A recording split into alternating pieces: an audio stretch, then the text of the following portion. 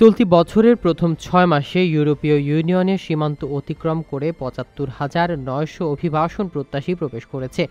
ইউরোপীয় সীমান্ত সংস্থা ফ্রন্টেক্সের তথ্য অনুযায়ী এই অভিবাসীদের মধ্যে সংখ্যায় শীর্ষে রয়েছে বাংলাদেশিরা। ইতালির সরকারি তথ্য অনুসারে ১ জানুয়ারি থেকে ১০ জুলাই পর্যন্ত দেশটিতে অনিয়মিতভাবে প্রবেশ করা ৩১,৯৮৪ জনের মধ্যে ১০,৩১১ জনই বাংলাদেশি, যা মোট আগমনের ৩২%। ফ্রন্টেক্স জানায়, পূর্ব ভূমধ্যসাগরীয় ও পশ্চিম আফ্রিকান রুটে আগমন কমলেও মধ্য ভূমধ্যসাগরীয় রুট এখনও ব্যস্ত।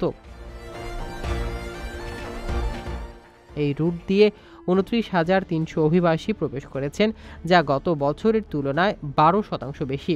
লিবিয়া এখানে প্রধান ট্রানজিট পয়েন্ট হিসেবে ব্যবহৃত হচ্ছে। শুধু লিবিয়া উপকূল থেকেই ২০,৮০০ অভিবাসন প্রত্যাশী ইতালিতে পৌঁছেছেন। আন্তর্জাতিক অভিবাসন সংস্থার তথ্য অনুযায়ী চলতি বছরের প্রথম ৬ মাসে ভূমধ্যসাগরে ৭৬০ জন অভিবাসন প্রত্যাশী প্রাণ হারিয়েছেন। বিশ্লেষকদের মতে, বাংলাদেশি অভিবাসীদের এই উচ্চ প্রবণতা উদ্বেগজনক এবং এটি নিরাপদ অভিবাসন নীতির ওপর নতুন করে গুরুত্বারোপের প্রয়োজনীয়তা তুলে ধরছে। প্রিয় প্রবাসী, আপনার নিরাপদ ভবিষ্যতের জন্য অর্ধেক দামে আজই ফ্ল্যাট বুকিং করুন। ঢাকায় প্রবাসী সিটি দিচ্ছে সীমিত সময়ের স্পেশাল অফার।